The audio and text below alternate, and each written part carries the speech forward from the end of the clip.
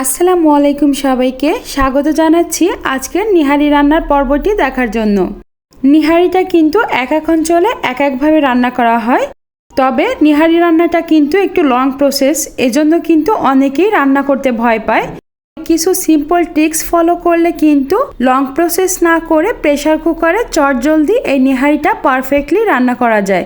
তবে অবশ্যই কিছু সিম্পল টিপস ফলো করতে হবে। আজকের এই নিহারি রান্নাটা যদি আপনারা সম্পূর্ণ দেখেন, আশা করি এই রেসিপিটি আপনাদের ভালো লাগবে।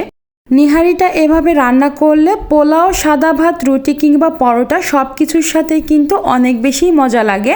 আশা করি আজকের এই ভিডিওটি আপনাদের ভালো লাগবে। নিহারি রান্না করার জন্য আমি 1.5 কেজি পরিমাণ গরুর পায়া বা নিহারি এভাবে বড় বড় পিস করে কেটে পরিষ্কার করে ধুয়ে পানি ঝরিয়ে নিয়েছি। আপনারা আপনাদের পছন্দ মতো ছোট কিংবা বড় করে কেটে নিতে পারেন। আজকের রান্নাটা যেহেতু প্রেসার কুকারে করব, এজন্য আমি নিহারিগুলোকে প্রেসার কুকারে নিয়ে নিচ্ছি। এখন এর মধ্যে 1 কাপ পরিমাণ পেঁয়াজ কুচি দিয়ে দিচ্ছি। 10-12টার মতো কাঁচামরিচ মাঝ বরাবর কেটে দিয়ে দিয়েছি।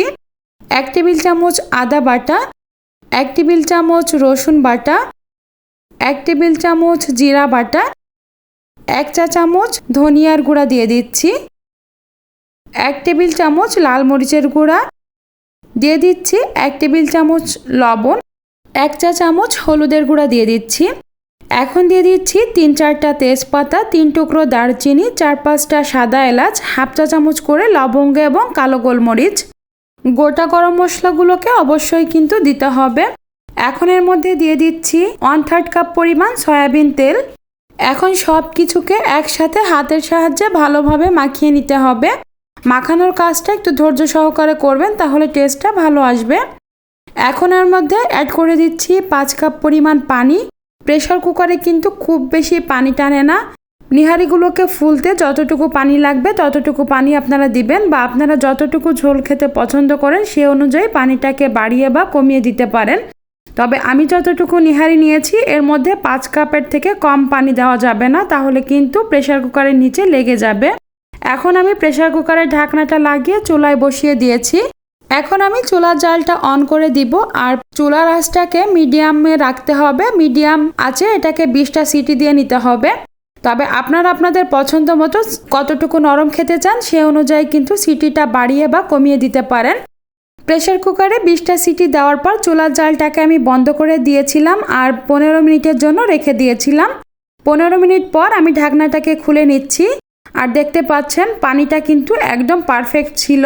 ঝোলটা খুব বেশি কম বা বেশি নেই, একদম পারফেক্ট ঝোল আছে। নিহারিগুলো কিন্তু একদম সিদ্ধ হয়ে গিয়েছে।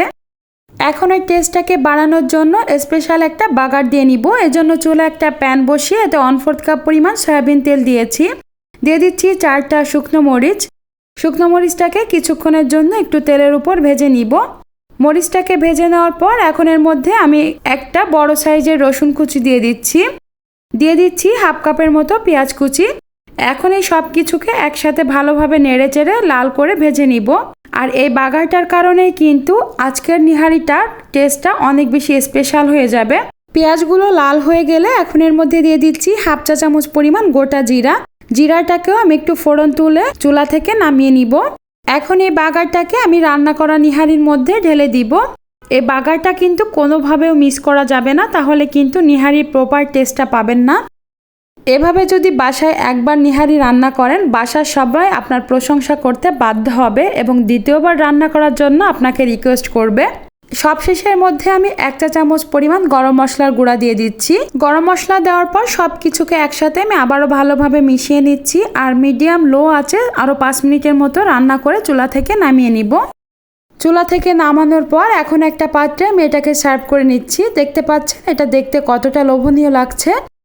এটাকে সার্ভ করার সময় আমি উপর থেকে ধনিয়া পাতা কুচি, আদা কুচি এবং পেঁয়াজ বেরেস্তা দিয়ে সার্ভ করছি।